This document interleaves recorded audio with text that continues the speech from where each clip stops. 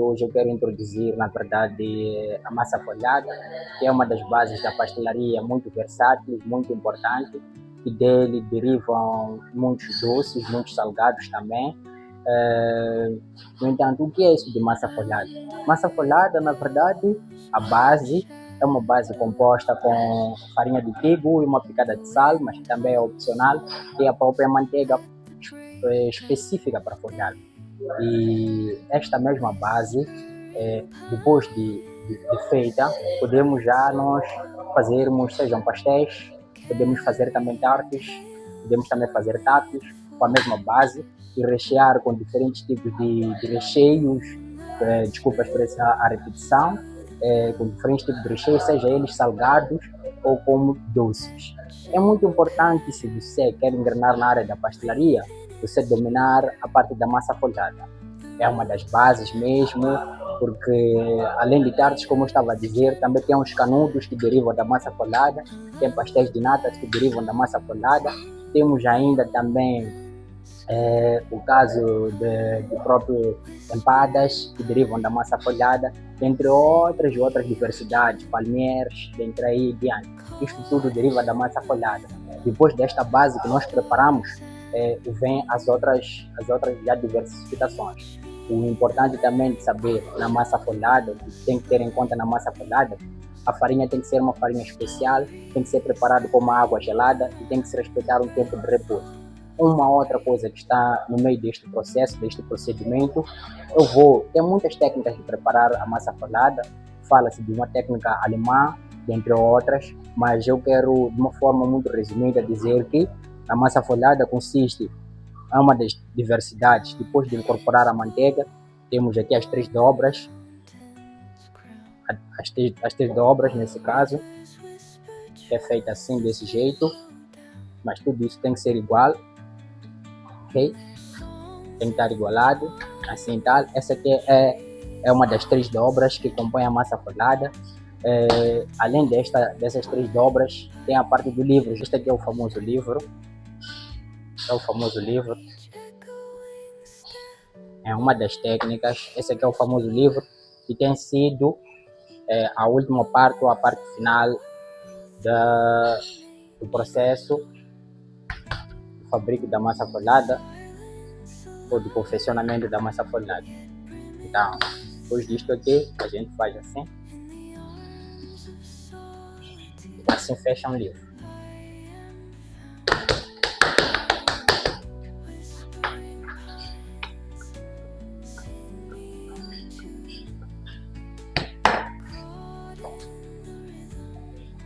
Então, que é também muito importante, ainda nessa introdução, saberem que quando se estiver a esticar, é preciso enxergar-se a quantidade da farinha de trigo que nós vamos usar para polvilhar, né?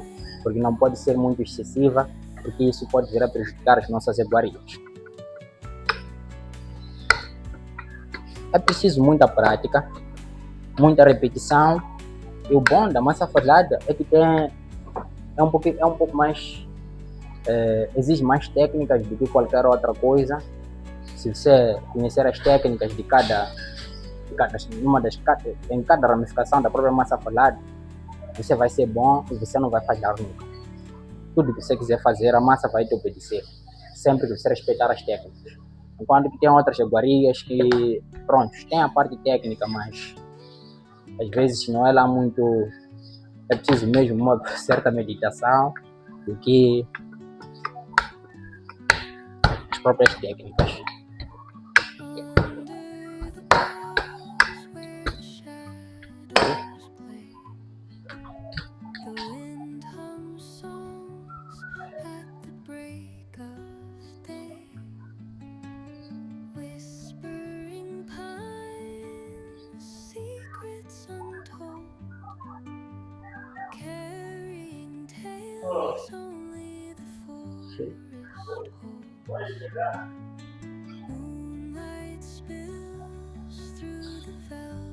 Então, que depois do livro, por exemplo, depois de ter feito o livro, deixa eu limpar um pouco aqui.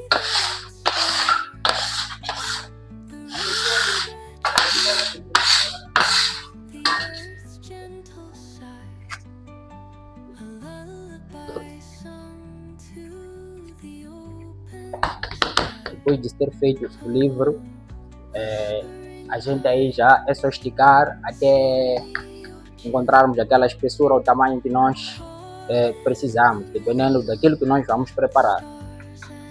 Então, depois do livro é aí onde nós podemos fazer cortes para rechear as nossas tartes, podemos fazer cortes para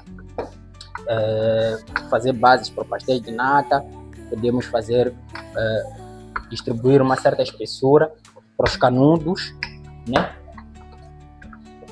Por exemplo, no caso dos canudos, é preciso que a massa seja um pouco mais fina em relação, por exemplo, a caso de madalenas de massa folhada salgada ou mesmo coisa.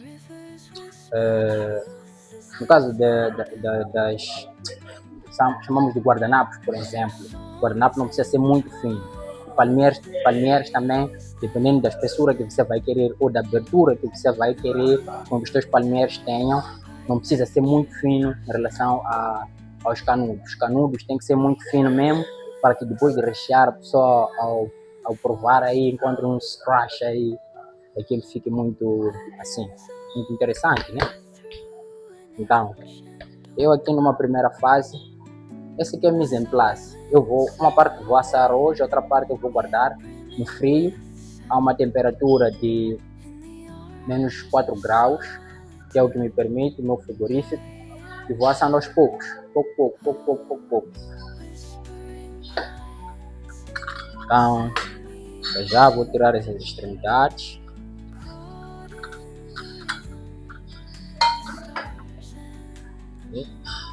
E outra coisa também, no processo da massa folhada, nós usamos esse cortador de massas, nós usamos também o rolo. Pronto, esse aqui é um rolo mais grande. Tem uma máquina laminadora também que se usa, mas no nosso caso, você pode usar este rolo ou um pouco mais pequeno. O mais importante é você mexer com delicadeza quando estiver a esticar a fazer a massa folhada e respeitar o número de dobras. Quantas temperaturas, dependendo do tipo de iguaria que você vai preparar, às vezes vai assando a uma temperatura de 200 ou 220 graus, também aceita, dependendo das iguarias que você vai preparar. Porque essas coisas de temperatura e tempo no forno dependem do tamanho do bolo, da iguaria que você vai preparar, por aí em diante.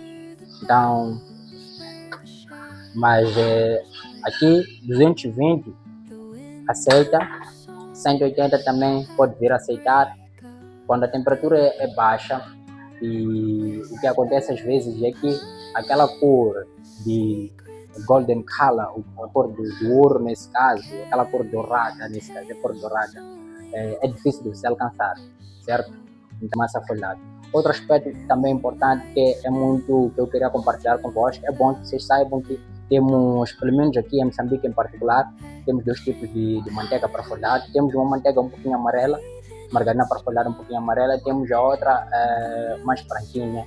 E também tem um outro aspecto que, para você poder explorar o máximo e ter um produto um pouquinho mais, um produto com mais qualidade.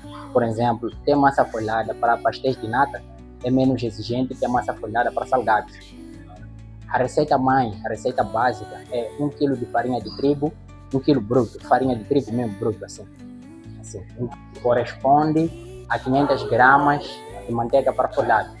Mas nós podemos fazer umas certas variações que muita gente não sabe.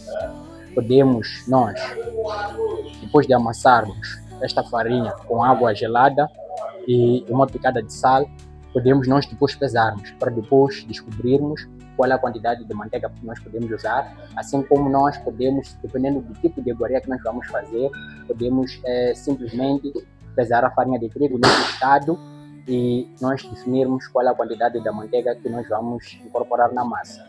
Se for para fazer pastéis de nata, até que sai tudo bem, não há lá muita exigência, porque até mesmo com 2 dobras dessas das 3, nós conseguimos atingir esse resultado. Mas quando já se for para fazer, por exemplo, massa folhada já para massa folhada já como milfolhas, ou no caso para podermos rechear com creme de custarde, aí tal. Aí já a exigência já é outra.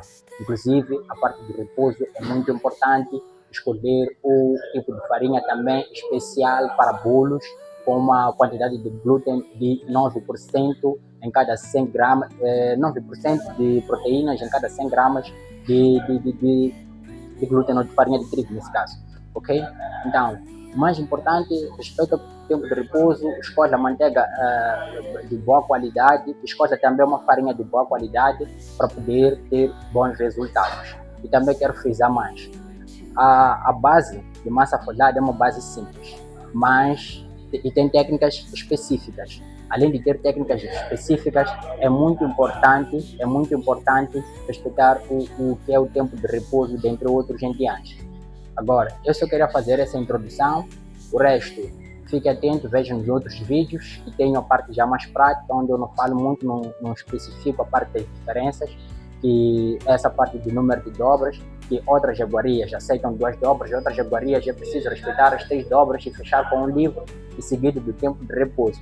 Quando necessário, é preciso também deixar a massa folhada em repouso na geladeira, e sempre que tu deixas para confeccionar no dia seguinte, a massa folhada ganha mais qualidade.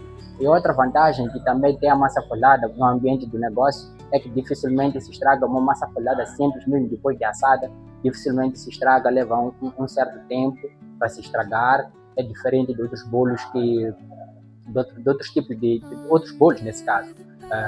Mas já no caso, por exemplo, já teres recheado a massa folhada com o tipo de creme que vais escolher para rechear a própria massa folhada, também pode vir a reduzir o tempo de vida da própria massa folhada. Massa folhada é uma base muito importante na pastelaria. Para quem quer lidar com a pastelaria, é bom que conheça a massa folhada, é bom que domine a massa folhada. E um outro aspecto também muito importante é que na pastelaria é normal você só estar a trabalhar com massa folhada. Além dessas coisas todas que eu disse, massa folhada simples, tem já massa folhada que leva fermento. Eu posso dividir em 2 partes. Uma que leva fermento, a outra que não leva fermento. A que leva fermento, nós fazemos croissant francês. A outra parte, já que não leva fermento, é isso que vamos fazer palmiers, entre outros, e daí em diante. Eu posso dizer que apresenta muito lucro. As iguarias ou as coisas que a gente faz com massa folhada rende muito, tem muita rentabilidade, porque por causa da capacidade que a massa folhada tem de um pedaço pequeno desses aqui, quando folha já fica uma coisa muito grande, alastra-se. Então, que permite você poder marcar um preço que até o cliente não reclama na hora de degustar, de pagar, né? De pequena quantidade de massa folhada sempre acaba tirando muita coisa mesmo. Muita coisa. Então, e ainda referente ao âmbito do negócio,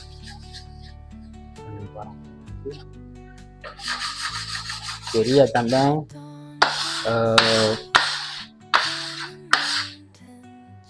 compartilhar convosco que eu, por exemplo, esses retalhos eu não vou jogar fora. Se eu tivesse a fazer, por exemplo, são palmiers, eu me restaram retalhos desses aqui, eu uso para fazer lacinhos. Lacinhos nós pegamos assim e pronto, dobramos assim, colocamos no tabuleiro, vamos assar e depois também quando sai a gente vende. Agora sim, do jeito como está isto, eu vou levar, vou assar e vou usar para rechear mil folhas, ou rechear bolos de aniversários e diversos. Eu vou usar esses retalhos aqui, ou ainda para decorar fatias. Costuma sair umas boas. Deixa eu ver se eu tenho alguma coisa para mostrar aqui. Okay. Por exemplo, isto aqui é fruto desses retalhos aqui, esses aqui que eu fui assar. Eu posso usar para decorar fatias. Isso aqui também.